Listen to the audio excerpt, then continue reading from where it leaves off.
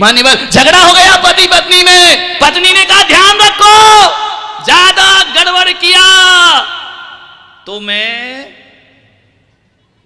बोल दो।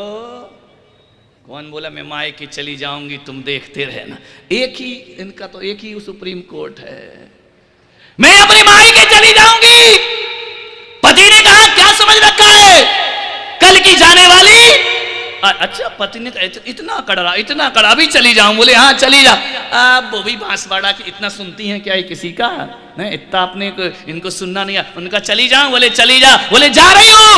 उठाई अटैची, पहुंच गई धरियाबाद। नहीं तो कहां भेजूं, घाटोल तो नहीं, घाटोल से तो जल्दी ले आएगा वो, धरियाबाद से लाना बहुत मुश्किल का काम है।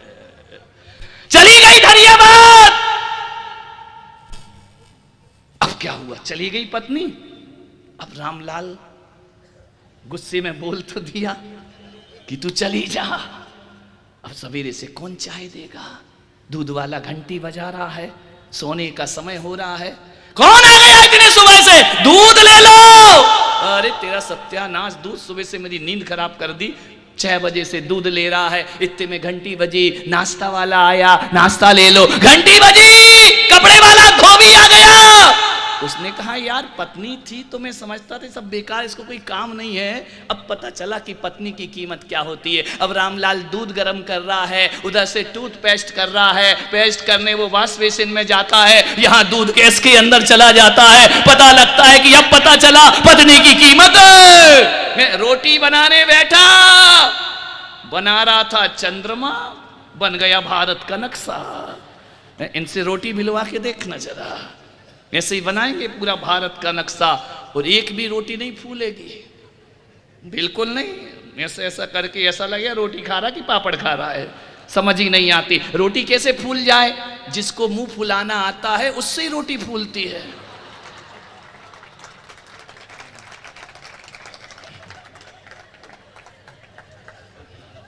तुमको काहे को मुंह फुलाना आएगा, है ना। नहीं नहीं, यहाँ की महिलाओं की बात नहीं कर रहा हूँ, रतलाम वालों की कर रहा हूँ। अच्छा रतलाम के चंदू भाई आए हैं क्या, राजेश जी भी आए हैं क्या, क्या कर लोगे, मेरा हमारा बहुमत है यार। ध्यान रखना, विचार करना है आपको, सोचना है। नाश्ता कौन बनाएगा, ऑफिस जाना है कपड़े कौन देगा, बाथरूम में टॉवल कौन पहुंचाएगा, पत्नी। रामलाल थक गया सुबह से शाम, ऑफिस जाना 10 बजे, वो भारत का नक्शा बनाने में 11 बज गए। कब तक बाहर से ला करके खाएगा। उसने शाम को फोन लगाया, अजी सुनती है, तो उसने कहा क्या है, कौन बोल रहा है। अब आ गया कि ये गेंद अपनी पारी में है, जहां फेंको वहां जाएगा उठाने। कौन बोल रहे हो, अरे आवाज नहीं पहचान रही क्या। नहीं, कल तक तो तुम्हारी आवाज बहुत अच्छी थी, आज ये मरी मरी से क्यों आ रही है। बोले कब आ रही है, बोले क्या कब आ रही है, कल की जाने वाली, आज जा। बोले देख वो सब ऐसी बकवास था, गुस्से में बोल दिया था, देवी तू आ जा। पैसा कमाना बहुत आसान है, लेकिन घर चलाना बहुत कठिन काम हुआ करता है। घर चलाने का दायित्व केवल नारी को मिला करता है। मां महिला, ध्यान रखना,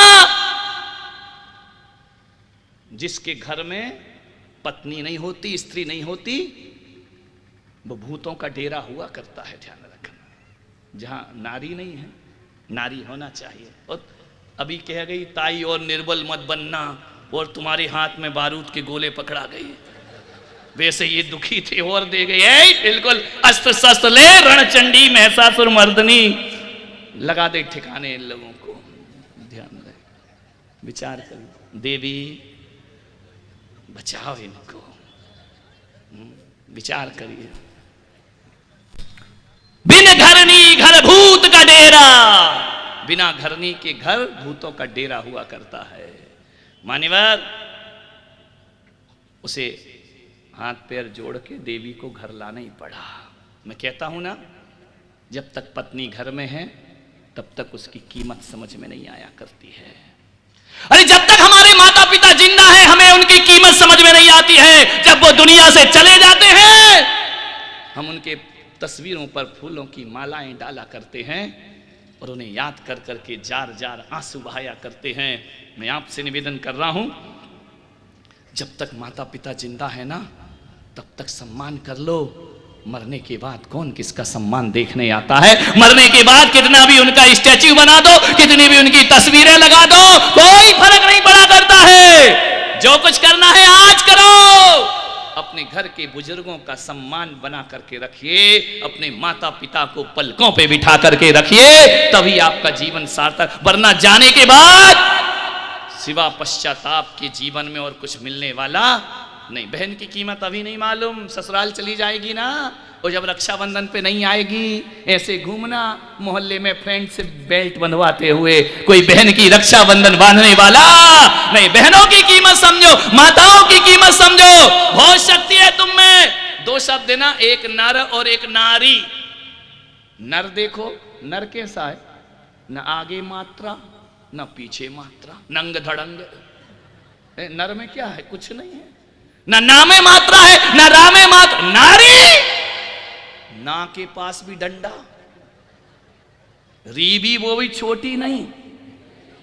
छोटी का है को, छोटी कौन, छोटी तो जीतू को मिली है, सबको नहीं, सबको तो बड़ी मिली है। ध्यान रखना, विचार करना नहीं आए क्या जीतू। हाँ, तुम कब तक झुकोगे उसके चक्कर में। नहीं, एक बार यही हो गया, एक घटना घट गई। एक आदमी गया साबुन लेने के लिए, जैसे ही साबुन लेने गया, जाकर के उसने अपना शर्ट धोया, ऐसी साबुन निकली कि शर्ट छोटा पड़ गया, सिकुड़ गया, शर्ट तो छोटा हो गया। वो वापस पहुंचा दुकान के पास, दुकानदार के पास, बोले क्यों रे, कैसी साबुन दी, शर्ट छोटा हो गया, अब मैं क्या करूं। बोले क्या करेगा, बोले कुछ बता। बोले एक काम कर, तू नहा ले, शर्ट के नाप का हो जाएगा। ध्यान रखना, अब क्या कर सकते हैं, कपड़े तू लगा ले तो तू शर्ट के नाप का हो जाएगा। जी तू अपने को नाप का बनना पड़ेगा, और थोड़ा चप्पल कम पहनो। विचार करिए, सोचिए, विचार करिए। नारी के पास, ध्यान रखना मान्यवर, हंसने और खिलखिलाने की बात नहीं है। नारी की बहुत बड़ी जिम्मेदारी होती है। नारी के बाज, ना के बाद में एक डंडा है जो उसकी शक्ति का प्रतीक होता है, और री के बाद में एक मात्रा है, वह जाकर के ऊपर घूम जाया करती है। नारी को हमेशा मात्रा के घूंघट के अंदर रहना चाहिए, मर्यादा के घूंघट में रहना चाहिए। लेकिन मर्यादा के घूंघट का यह अर्थ नहीं होता है कि नारी का शोषण होता रहे। कोई शोषण करता है तो हाथ में फिर डंडा भी होना चाहिए। ध्यान रखना, फिर कुछ नहीं होता। नारी जब अपने पे आती है ना, तो शिव जी नीचे लेटते हैं और काली जी लात लग के खड़ी हो जाती है। ध्यान रखना, ऐसे ही मामला होता है। ये बैठे ना हमारे लोकेश जी, नहीं तुम्हारा नहीं, केस गड़बड़ हो जाएगा। विचार करना है आपको, जीवन को आनंद में बनाना है, तो जो है उसकी कीमत समझना प्रारंभ कर दीजिए। मम्मी जब गुस्सा हो जाती है ना बच्चे से, ज्यादा परेशान करता है, ज्यादा परेशान करता है, गुस्से में एक चाटा लगाती है और फिर बोलती तू काहे को हो गया, होता ही नहीं तो अच्छा था। बच्चा कहता रे मैं काहे को हो गया, बच्चा क्या करे उसमें, हो गया तो हो गया। बोली वो काहे को हो गया तू पैदा। और ज्यादा गुस्सा हो जाए, गांव की हो, बांसवाड़ा की तो नहीं, वो कह देती है इससे अच्छा तो तू मर जा। अरे बाप, गुस्से में बोल गई। स्कूल गया बच्चा, लौट करके आया, उस दिन क्या हुआ, बस लेट हो गई, 1 घंटे 2 घंटे लेट। सुबह तो कह रही थी तू क्यों हो गया, तू नहीं होता तो अच्छा था। फिर अंदर जाती है, फिर बाहर आती, अभी तक नहीं आया, अभी तक नहीं आया, अभी तक नहीं आया। फिर फोन लगाएगी, हेलो, बोले क्या हुआ, अरे देखो पप्पू नहीं आया। अरे नहीं आया, तू तो कह रही थी नहीं होता तो। अरे वो छोड़ो, मेरे बेटे को कैसे भी लेकर के घर में आइए। फिर उसका खाने में मन नहीं लगता, भोजन में मन नहीं लगता, बाहर कोई भी गाड़ी का हॉर्न बजेगा, दौड़ करके जाइए, मेरा बेटा आया या। बच्चा 8 घंटे दूर रहा, बच्चे की कीमत समझ में आ गई। मान्यवर, मैं आपसे निवेदन करने जा रहा हूं, आज तुम्हारे यहां पानी है तो तुम उसकी कीमत नहीं समझा करते हो। जब सूखा पड़ता है तब समझ में आता है पानी की एक बूंद कितनी कीमती हुआ करती है। मैं आपसे इतना ही निवेदन कर रहा हूं, अपने घरों के बर्तनों में ही पानी सुरक्षित मत रखो, पानी का अपव्यय मत करो। भगवान महावीर ने कहा पानी को छान करके पियो। छानने का मतलब है कि जब उपयोग करो तभी छानो। जब बार बार आदमी पानी छानेगा तो ध्यान रखना, जब छानने की कंडीशन लगा दी जाती है ना, तो फिर व्यर्थ में पानी नहीं बहाया करता है। ये महावीर की बहुत लंबी सोच थी, आगे तक की सोच थी, केवल अहिंसा की सोच नहीं थी। उन्हें मालूम था एक युग ऐसा भी आएगा, पानी को आदमी तरस जाएगा। ऐसे भी प्रदेश हमने देखे हैं जहां एक घड़ा पानी के लिए हमारी जवान बेटी को 3 किलोमीटर दूर जाना पड़ता है। तब भरी दोपहरी में, चिलचिलाती दोपहरी में, वह एक घड़ा पानी लेकर के पीने का मुश्किल से नसीब उसे होता है।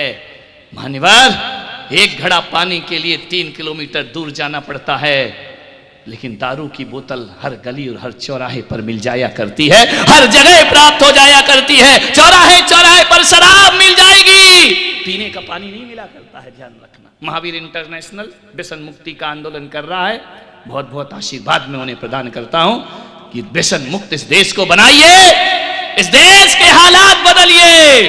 ध्यान रखना, हो गई है पीर पर्वत सी पिघलना चाहिए, इस हिमालय से कोई गंगा निकलना चाहिए। सिर्फ हंगामा खड़ा करना मेरा मकसद नहीं, मेरी कोशिश है कि ये सूरत बदलना चाहिए। मेरी कोशिश है कि ये सूरत बदलना, चाहे सूरत बदलो, हंगामा खड़े मत करो, बदल दो इस देश का नक्शा। नक्शा से मतलब इस देश की दशा सुधार दीजिए मेरे भाई। ध्यान रखें, व्यसन मुक्त जीवन जियो, फैशन मुक्त जीवन जियो, उसी में जीवन की सार्थकता है। संत जब तक रहते हैं ना, तब तक कीमत समझ में नहीं आती। जब चले जाते हैं ना, तब लगता है कि वो महाराज फिर से आना चाहिए। ध्यान रखना, 10 साल बाद कोई फोकट में थोड़ी आ गया हूं मैं, इंतजार किया है तुमने। मान्यवर, जब तक तरुण सागर जैसे संत मौजूद थे, सारी दुनिया उनका मजाक बनाया करती थी। ये जैनी कहते थे सच्चे महाराज नहीं, ये मॉडर्न महाराज हैं। और आज चले गए हैं तो ऐसा लगता है कि जैन समाज की पहचान हमारे हाथ से चली गई है। ध्यान रखना, जब तक संत रहेंगे, जब तक राम रहेंगे तो रावण परेशान करेंगे, कृष्ण रहेंगे तो कंस परेशान करेगा, ऋषभ देव रहेंगे तो मारीच परेशान करेगा। लेकिन जब ये महापुरुष चले जाते हैं, तब उनकी कमी इस दुनिया। हमारा देश क्या करें, मुर्दों को पूजने वाला देश है, जिंदों को तो फांसी पे लटकाया करता है और मुर्दों की मजार पे फूल चढ़ाया करता। मुर्दों का देश मत बनाओ इसे, जीते जी सम्मान प्रदान करिए, जीते जी उसकी कीमत समझिए। राजा को समझ आया पानी कितना कीमती हुआ करता है। एक गिलास पानी देने वाला नहीं मिला कोई उसको, आवाज लगाई कोई मुझे पानी दे दो, कंठ सूख गया उसका, कोई पानी नहीं। राजा के महलों में गैलनों पानी ऐसे ही बह जाया करता था। आज लगा कि एक बूंद पानी की कीमत क्या हुआ करती है। मान्यवर, ऐसी अंधी सरकार है, पहले तो अंधाधुंध पेड़ जंगल काट डाले, कंक्रीट का जंगल बना दिया। अब ये सरकार कहती वृक्षारोपण करो, वृक्षारोपण करो। हरा भरा मेरा देश था, कैसा बना दिया इस देश को। मान्यवर, आपसे निवेदन करता हूं, बड़ी विश्वास के साथ करता हूं, बहुत मंदिर बनाए, बहुत मस्जिद बनाए। मंदिर मस्जिद सांप्रदायिक हुआ करते हैं। ये हमारा मंदिर, ये तुम्हारा मंदिर, ये हमारी कॉलोनी का मंदिर, ये उसकी कॉलोनी का मंदिर। अरे पूरे बांसवाड़ा में यदि एक ही मंदिर होता ना, तो पुलक सागर को गला नहीं फाड़ना पड़ता कि सब एक हो जाओ, अपने आप सब एक हो जाते। जितने मंदिर उतने टुकड़े हो जाया करते। ये हमारी पार्टी, ये हमारी पार्टी, ये हमारा मोहल्ला, ये हमारा मोहल्ला। बांट दिया संसार में, भगवान को भी बांट दिया। जब गगन बांटा, जमीन बांटी, भगवान भी बांट करके रख दिया। मान्यवर, सोचिए, हमको मेहनत करना पड़ती है समाज को एक करने के लिए, हमें गला फाड़ना पड़ता है, हमें जोर जोर से चिल्लाना पड़ता है, एक हो जाओ, एक हो जाओ।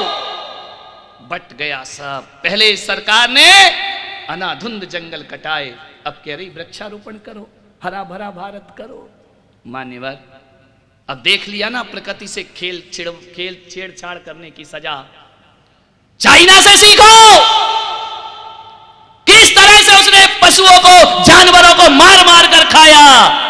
अरे बाहरी नराधम ऐसा देश, मारने की बात तो छोड़ो, जिंदा सांप, बिच्छू, छिपकली, गाजर मूली की तरह चबाए जाया करते थे। विचार करिए, ऐसा वातावरण वहां का, नारकीय वातावरण, एक भी प्राणी को जिंदा नहीं छोड़ा है। जो हाथ में आ जाए उसको खा जाना राक्षसों की तरह। प्रकृति देखती रही, देखती रही, देखती रही। कोई आएगा इस देश का उद्धार करेगा, कोई आएगा, कोई आएगा।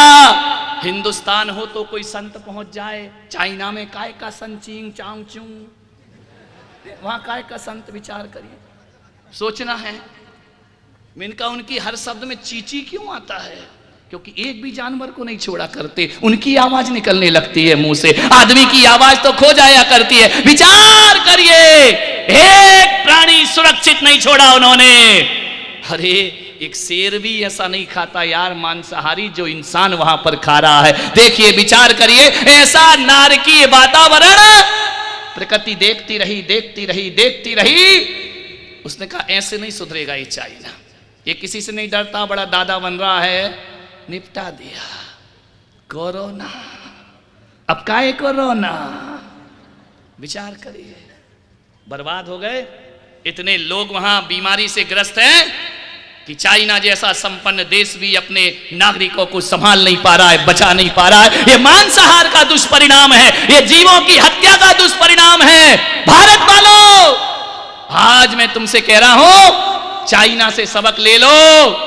देखो, उसने खुद तो बर्बाद हुआ, दूसरे देशों को भी बर्बाद कर रहा।